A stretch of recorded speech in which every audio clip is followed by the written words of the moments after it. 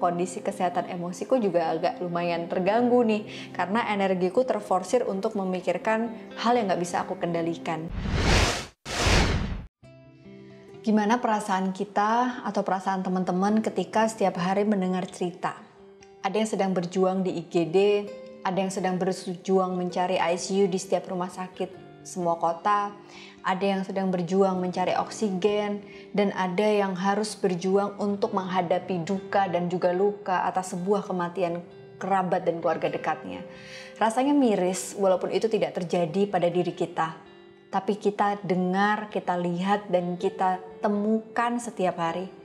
Assalamualaikum teman-teman, Analisa Channel. Secara pribadi, aku dan teman-teman dari tim Analisa Channel mengucapkan semangat dan pengen ngasih doa terbaik untuk kalian yang saat ini lagi berjuang. Aku tahu ini nggak mudah, dan aku juga paham banget ini situasi yang mungkin bukan semua keinginan kita gitu.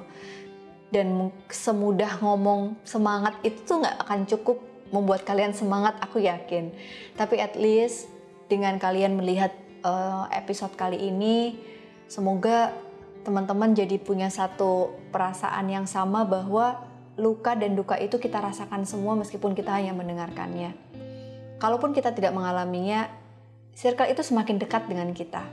Dan rasanya itu yang membuat kita juga menjadi cemas dan takut. Aku pengen cerita, bahkan aku yang seorang psikolog yang teman-teman melihat di channel ini, wah Malaysia kayaknya positif terus ya, memberi semangat. Sempat di awal-awal sebelum PPKM, ketika semakin hari berita-berita duka dan luka itu semakin membuat aku khawatir, cemas.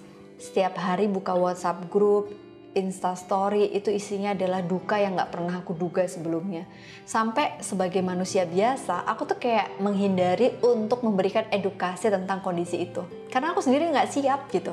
Aku sendiri juga mengalami satu, ya kalau dibilang gangguan sih gak sampai gangguan ya, tapi semacam guncangan yang membuat aku tuh kayak cemas dan khawatir terhadap kondisi itu.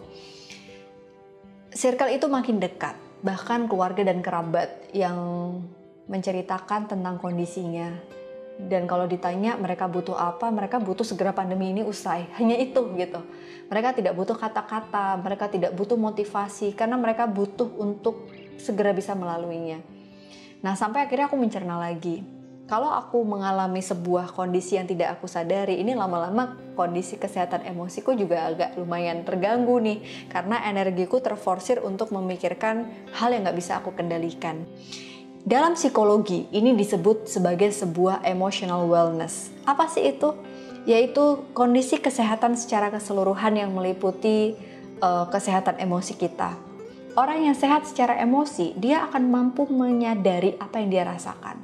Jadi aku kayak waktu itu nggak sadar gitu, kenapa ya aku menolak untuk bikin konten tentang COVID gitu. Kenapa ya aku kayak menolak untuk melihat informasi tentang COVID. Ternyata aku baru sadar bahwa aku sedang menghindar gitu kan. Itu adalah reaksi flightku sementara yang membuat aku tenang. Sama nggak sih teman-teman ngerasain yang sama? Sampai waktu kemarin cerita ke beberapa teman-teman, hampir serupa reaksi kita. Terus pada saat kita sadar, kita mampu untuk mengendalikan nggak? Kalau kita mampu, disitulah kita baru bisa kembali sehat secara emosi.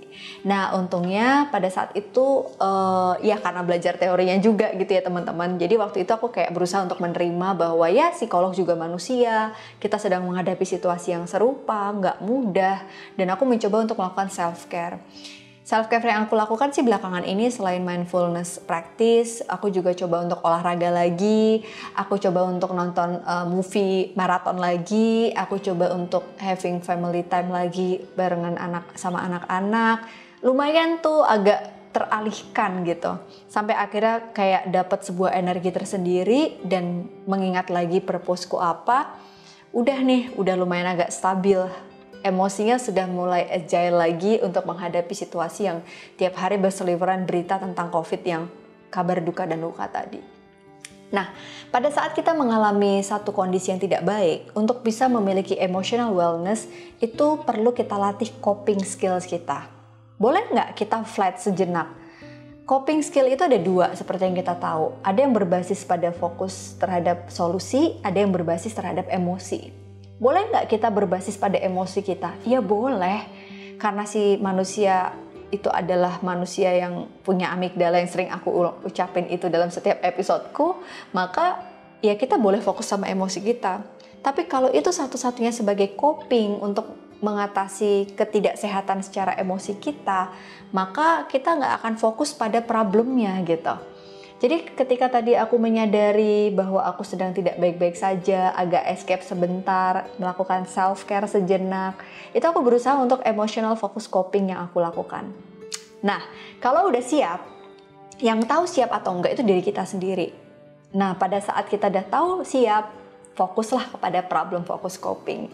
Yang membuat siap itu sebenarnya adalah bagaimana kita memaknai alasan-alasan dibalik kenapa kita harus melakukannya. Meaningful of life itu akan membantu kita untuk tergerak, melakukan maju, bukan mundur atau berhenti di tempat atau menghindar. Jadi sampai akhirnya kita mampu lagi membangun hubungan yang empatik kepada orang lain, hubungan yang terapeutik, karena aku juga seorang psikolog, akhirnya mau ngebantu. Jadi kemarin ada cerita, salah satu sahabat ya lumayan dekat gitu ya, kerabat aku, jadi anak kita sekolah bareng. Ini tuh kayak merinding banget gitu dengar cerita ini. Ketika si ibu ini sedang hamil 9 bulan, lalu dia harus dinyatakan positif COVID dan sempat dirawat di IGD. Aku sempat DM-an waktu itu, terus kayak di ICU dia dengan kondisi hamil 9 bulan, terus habis itu dia sadar, melahirkan.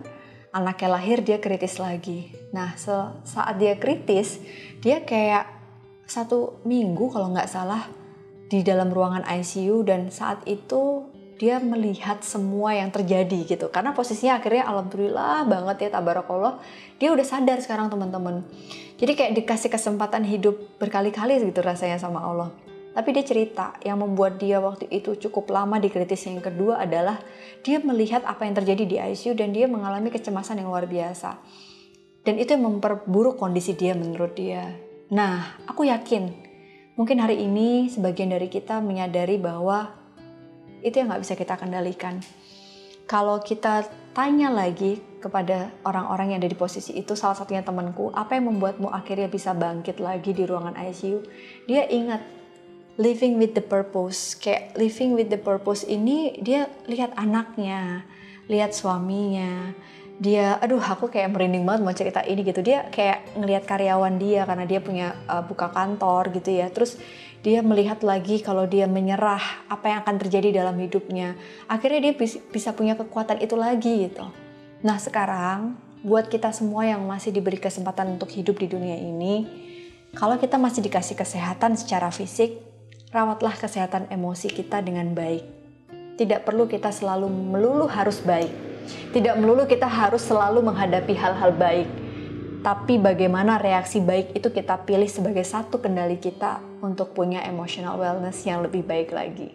Semoga pandemi ini akan menjadi sebuah guru dalam hidup kita, proses yang akan membuat teman-teman punya mindset untuk selalu bertumbuh dan terus mencari makna dalam kehidupan.